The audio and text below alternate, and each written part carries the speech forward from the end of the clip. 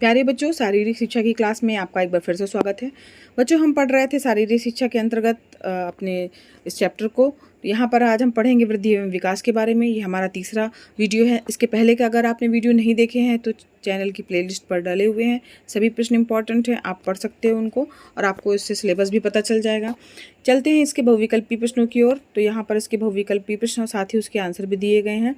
तो यहाँ पर बालक और बालिकाओं में भिन्नता का प्रमुख आधार लिंग भेद ही होता है। चरित्र निर्माण हुए तो व्यक्ति का कैसा विकास होना अनिवार्य है, तो नैतिक विकास होना अनिवार्य है। ये सभी प्रश्न जो हैं दिए हैं और ये बहुविकल्पी प्रश्न आप तैयार कर लीजिएगा।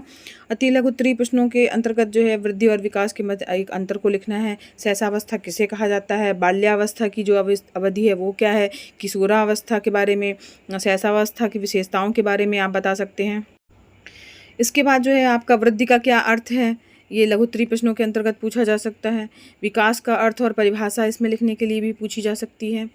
और साथ ही साथ जो है इसकी परिभाषाएं जो है अलग अलग के द्वारा दी गई हैं, इनको आप अच्छे से याद कर सकते हैं। वृद्धि और विकास में क्या अंतर है उसको आप दर्शा सकते हैं। ये क्वेश्चन भी आ सकता है कि वृद्धि क्या है, विकास क्या है, विकास के प्रमुख तत्वों के बारे में पूछा जा सकता है कि उनके प्रमुख तत्व बताइए कि कौन कौन से हैं। चलते हैं दीर्घ उत्तरीय प्रश्नों की ओर। तो दीर्घ उत्तरीय प्रश्नों में शरीर की वृद्धि एवं विकास को प्रभावित करने वाले कौन कौन से कारक या तत्व हैं ये पूछा जा सकता है। तो जिसमें मानसिक योग्यता आपका आ गया, साथ ही साथ यौन भिन्नता हो गया, अंतरस्रावी ग्रंथियाँ जो हमारे शरीर की हो गई, प्रजाति या वर्ग के बारे में हो गया, और साथ ही जन्म क्रम के बारे में हो गया, और पोषण बहुत बड़ा कारण है, और साथ ही साथ आघात एवं रोग भी इसके अंतर्गत आएगा। वातावरण भी प्रभावित करता है। तो इसके ये प्रश्न हो गया। इसके बाद सहसावस्था की प्रमुख विशेषताओं के बारे में पूछा जा सकता है कि सहसावस्था की प्रमुख विशेषताएं क्या हैं। तो इस प्रश्न को भी आप तैयार कर सकते हैं। ये दीर्घ उत्तरीय प्रश्नों के अंतर्गत आएगा बच्चों, तो इसको आप जो है अच्छे से तैयार कर लीजिएगा।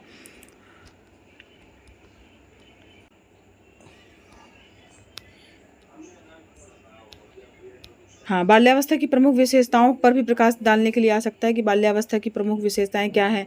तो यहाँ पर जिज्ञासा की जो प्रवृत्ति होती है वो बहुत ज़्यादा होती है। बहिर्मुखी विकास भी इस अवस्था में होता है। सामूहिक प्रवृत्ति की परिपक्वता भी होती है। सामूहिक खेलों का महत्व भी है।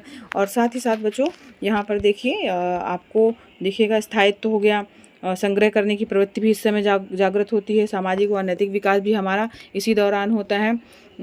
पूर्व अनुभव जो होते हैं उनको स्मरण करना भी इसी अवस्था में होता है। सुप्त काम की प्रवृत्ति भी होती है, और कल्पना में वास्तविकता का स्थान।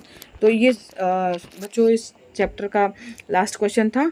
और इस तरीके से आप अपने शारीरिक शिक्षा के चैप्टर को तैयार कर सकते हैं। इससे आपको हेल्प मिली होगी। अगर हेल्प मिली है बच्चों तो वीडियो को लाइक कीजिएगा। चैनल पर नए हैं चैनल को सब्सक्राइब कीजिए बच्चों, और साथ ही बेल आइकन प्रेस कीजिएगा, नोटिफिकेशन मिलता रहेगा आपको।